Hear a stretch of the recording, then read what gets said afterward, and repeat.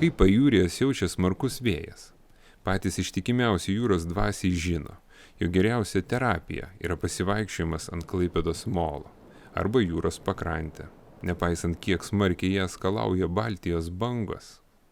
Tačiau kol klaipėdiečiai dar tik traukia prie jūros, mes norime parodyti jums kitą svarbų įvykį, kuris vos neliko mūsų planų paraštėse. Artėjant šventėms Klaipėdos uostas pakvietė pajusti kalėdų dvasią.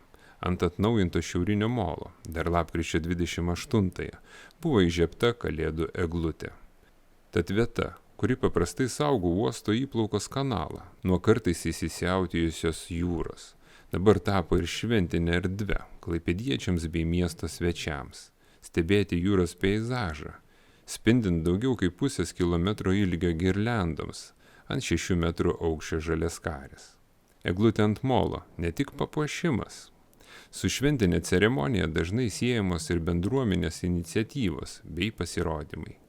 O šūkis "Molas šviečia, Kalėdas kviečia" primena, kad ir uostas, ir jūra neatsiejama uostamiesčio šventinės nuotaikos dalis. Ne veltui uosto direkcijos pranešime radome tokius poetiškus žodžius. Juk tai jūros vėjas įžiebė eglę ant šiaurinio molo. Šviesos atspindžiai nusklinda iki kruizinių laivų terminalo. Šie žodžiai tarsi primena, jog tokia eglutės vieta simbolinė. Jis sujungia jūros didybę ir šventinę tradiciją, kviesdama ne tik pasivaikščioti pajūrio pakrantę, bet ir patirti šventinę nuotaiką iš arčiau. Na, o tas smarkus vėjas, kurį tramdo jūros vartai, ir tas pats, kuris įžiebė šią eglutę, panašu, jog mūsų krašte dar užtruks. Tad nelikite abejingi ir tarsi ant pasaulio krašto atsidūrę, aplankykite šį kalėdų simbolį.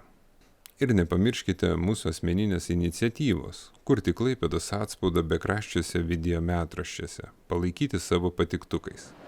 Iki greito!